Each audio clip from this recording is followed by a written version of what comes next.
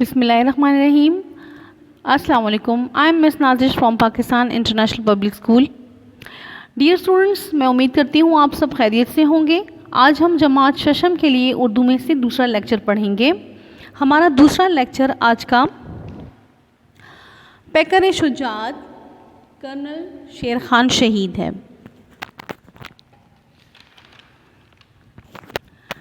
आपका ये बहादुर ऑफिसर आपकी फ़ौज का एक कीमती असासा है. उन्होंने जिस बहादुरी और जवान मर्दी का मुजाहरा मैदान जंग में किया वो हमारे लिए नहायत मुतासिर कुन था और भारतीय फ़ौज के दिलों में इनका एहतराम बढ़ा है. ये अल्फाज हमारे पड़ोसी मुल्क भारत के फ़ौजी अफसरान के हैं जो उन्होंने वतन अज़ीज़ के बहादुर और दलेर सपूत के मुतालिक तहरीर की है, जिसने वतन अज़ीज़ की सरहदों पर मुल्क का दिफा करते हुए जाम शहादत नोश किया. पाक फ़ौज के इस बहादुर सपूत का नाम शेर खान था. शेर खान ने कश्मीर के मांस पर अपने वतन की सरजमीन का दिफा करते हुए बहादुरी की ऐसी दास्तान रकम की जिसका एतराफ़ हमारे दुश्मन भी करते हैं.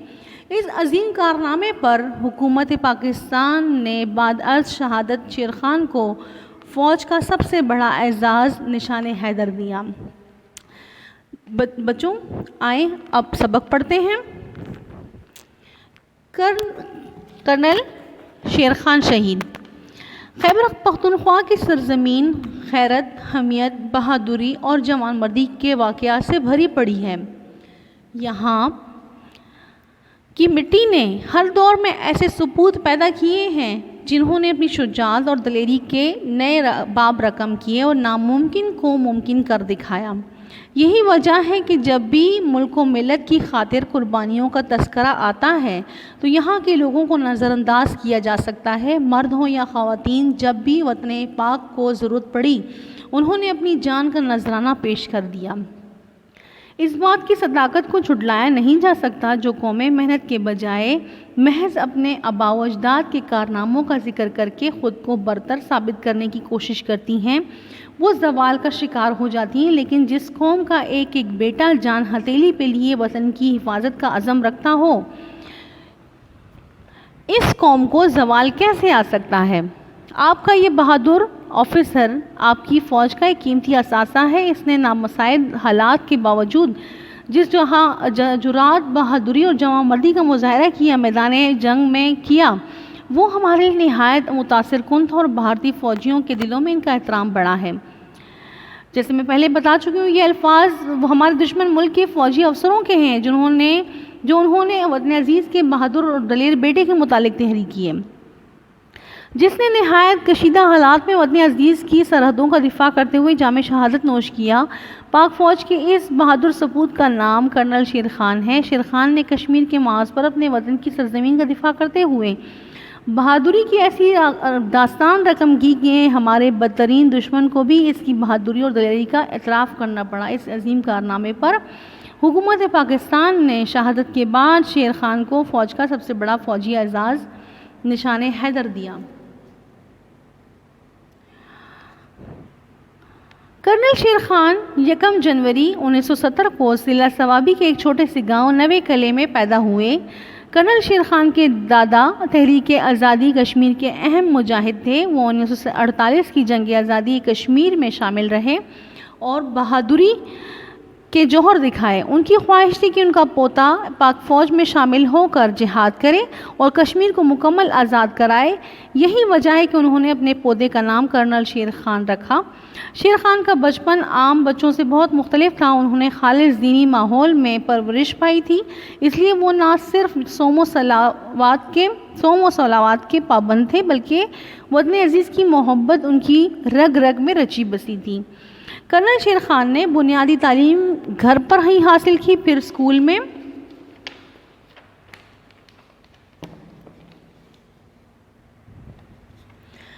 में दाखिल हुए और 8वीं जमात के इम्तिहान में अपने स्कूल में अव्वल आए. मैट्रिक का इम्तिहान गवर्नमेंट हाई स्कूल नवे कले सवाबी से पास करने के बाद गवर्नमेंट कॉलेज सवाबी से एक FSC का इम्तिहान पास किया. बचपन ही से इनमें सिपाहियाना जौहर मौजूद थे, इसलिए इनको अस्करी ज़िंदगी से बहुत लगाव था. वो 1987 में बहैसियत ایئرمین پاک فضائیہ میں بھرتی ہوئے۔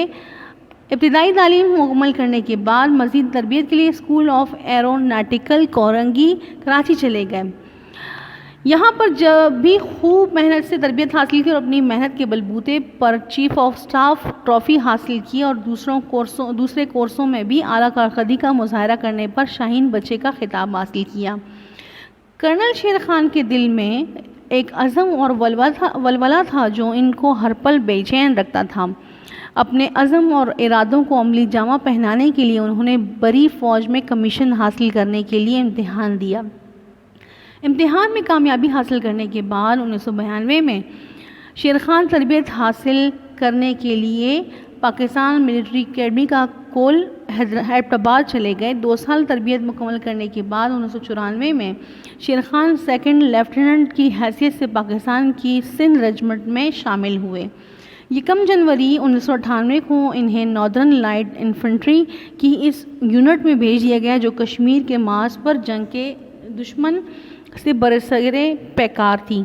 لائن آف کنٹرول پر بھارتی فوج کی طرف سے بغیر کسی سبب کے پاکستانی علاقے پر گولہ باری روزانہ کا معمول بن گیا تھا۔ وطن کی سرحدوں کا دفاع کرنے کے لیے کرنل شیر خان نے خود کو رضاکارانہ طور پر پیش کیا تھا، اس لیے 2 سال کے لیے وہاں انہیں بھیج دیا گیا۔ کرنل شیر خان نے وطن کے دفاع کے لیے 15 سے 17 ہزار فٹ بلند و بالا برف پوش چٹانوں پر سخت ترین موسمی حالات کے باوجود 1 نہیں 5 فوجی چوکیاں قائم کی، جن کی وجہ سے پاک فوج کے جوان تعداد میں کم ہونے کے باوجود بھارتی افواج کی گولہ باری اور ہر حملے کا مؤثر جواب دیتے رہے۔ ان چوکیوں کی وجہ سے بھارتی فوج کی نہ صرف پیش قدمی رک گئی تھی بلکہ ان کو ہر بار جانی نقصان سے بھی دوچار ہونا پڑا۔ دشمن دفاعی اہمیت کی اس پوسٹ پر جہاں کرنل شیر خان موجود تھے بار بار حملے کر رہا تھا لیکن ہر بار اسے منہ کی کھانی پڑ رہی تھی۔ 5 جولائی 1999 میں دشمن نے 2 بٹالین کی نفری کے ساتھ کیپٹن شیر خان کی پوسٹ پر کئی اطراف سے حملہ کر دیا، لیکن شیر خان اپنی مٹھی بھر ساتھیوں کے ساتھ اپنے پوسٹ پر ڈٹا رہا۔ اس نے دن کی روشنی میں کمال بہادری کا مظاہرہ کرتے ہوئے دشمن پر حملہ کر دیا۔ یہ حملہ اتنا بھرپور اور اچانک تھا کہ دشمن کے حوصلے پست ہو گئے۔ اگرچہ کرنل شیر خان کا فوجی دستہ مختصر تھا لیکن حملہ کچھ اس طرح کیا گیا تھا کہ دشمن کے اوزان خطا ہو گئے۔ ان کا خیال تھا کہ شاید پوری بٹالین نے حملہ کر دیا ہے۔ پاکستانی فوج کے سرکاری بیان کے مطابق لائن آف کنٹرول پر معرکہ کارگل کے دوران کیپٹن کرنل شیر خان نے دلیری اور شجاعت کی ایک نئی مثال قائم کی۔ انہوں نے اپنی بہادری سے دشمن کو بھاری نقصان پہنچایا اور اپنے جوانوں کے ساتھ مل کر 17,000 فٹ کی بلندی پر اپنی 5 جنگی پوسٹوں کا نہ صرف بھرپور دفاع کیا بلکہ دشمن کے دانت بھی کھٹے کر دیے۔ لیکن اس خوفناک لڑائی میں دشمن نے انتقام کی آگ کو ٹھنڈا کرنے کے لیے عیاری کا جال بچھایا اور بالآخر 2 بٹالین فوج کی مدد سے شیر خان کی پوسٹ کو گھیرے میں لے کر اندھادھند فائرنگ شروع کر دی۔ گولیوں کے شور میں کان پڑی آواز سنائی نہیں دے رہی تھی، اگرچہ وقتی طور پر وہ اس پوسٹ کے کچھ حصے پر قابض ہونے میں کامیاب ہو گئے، لیکن کرنل شیر خان کی مزاحمت سے جلد ہی کھویا ہوا علاقہ دوبارہ حاصل کر لیا گیا۔ اس کے بعد بھی وہ برابر جوان مردی کے ساتھ لڑتے رہے اور اپنے سپاہیوں کا حوصلہ بڑھاتے رہے۔ وطن عزیز کی خاطر اس لڑائی میں ان سب کا جذبہ قابل دید تھا، لیکن اسی دوران میں مشین گن کی گولی نکل کرنل شیر خان کے سینے میں لگی اور ان کی روح کف سے انصری سے پرواز کر گئی۔ جب بھارتی فوجیوں نے اس شیر دل شہید کی لاش کو اپنے قبضے میں لیا تو اس وقت بھی اس کی انگلی اپنی بندوق کی لبلبی پر تھی۔ کرنل شیر خان کی بے مثال بہادری اور جرأت نے دشمن کو بھی اعتراف کرنے پر مجبور کر دیا۔ ہم دشمن ضرور ہیں لیکن حریف کے ایسے بہادر سپاہی کو سلام پیش کرتے ہیں۔ امید کرتی ہوں میرا پڑھایا گیا سبق آپ کو سمجھ میں آیا ہوگا۔ اب ہم اس کی مشق پڑھتے ہیں۔ مندرجہ ذیل سوالوں کے جواب لکھیں۔ صفحہ نمبر 18 پر اس کی مشق موجود ہے۔ سوال نمبر 1، کرنل شیر خان کب اور کہاں پیدا ہوئے؟ نمبر 2، کرنل شیر خان کی خوبیاں اپنے الفاظ میں بیان کریں۔ نمبر ج، کرنل شیر خان نے کیا کارنامہ سر انجام دیے؟ نمبر د، کرنل شیر خان کو کون سا فوجی اعزاز دیا گیا؟ نمبر ہ، کرنل شیر خان کو بچپن سے کیسی زندگی پسند تھی؟ نمبر واؤ، وہ کتنے برس کی عمر میں ایئرمین بھرتی ہوئے؟ نمبر ز، شہادت کے وقت کرنل شیر خان کی عمر کتنی تھی؟ یہ سوالات آپ نے اس سبق کو پڑھنے کے بعد اپنی کاپیز پر حل کرنے ہیں، یہ آپ کا ہوم ورک ہے۔ اب صفحہ نمبر 19 پر جملوں میں استعمال کریں۔ سپوت، غیرت و حمیت، استقامت، جنگجو، شرمندہ تعبیر، اول العزمی، جہنم واصل کرنا، یہ جملے ہیں، آپ نے ان کے جملے اپنی کاپی میں بنانے ہیں۔ اب یہاں پہ سوال نمبر 3 ہے، معنی لغت میں تلاش کریں اور لکھیں۔ غیرت و حمیت، عزم، جنگجو، سیسا پلائی ہوئی دیوار، عہدہ برا ہونا، دل جمعی، معرکہ، خوش تدبیری، دنگ رہ جانا، آسان خطا ہونا۔ اس کے لغت میں تلاش کر کے آپ نے اس کے معنی لکھنے ہیں۔ اب یہاں پہ سوال نمبر 4 ہے، واحد کی جمع اور جمع کے واحد لکھیں۔ واقعات، خاتون، حالات، فوج، لفظ، عزم۔ آپ نے واحد اور جمع کے لیے الگ الگ کالم بنا کر جو لفظ واحد ہے اس کا جمع بنانا ہے اور جو جمع ہے اس کا واحد بنانا ہے۔ میں امید کرتی ہوں یہ تمام پڑھایا گیا سبق اور اس کی مشق سمجھ آئی ہوگی اور آپ اس کو اپنے ہوم ورک میں کریں گے۔ شکریہ۔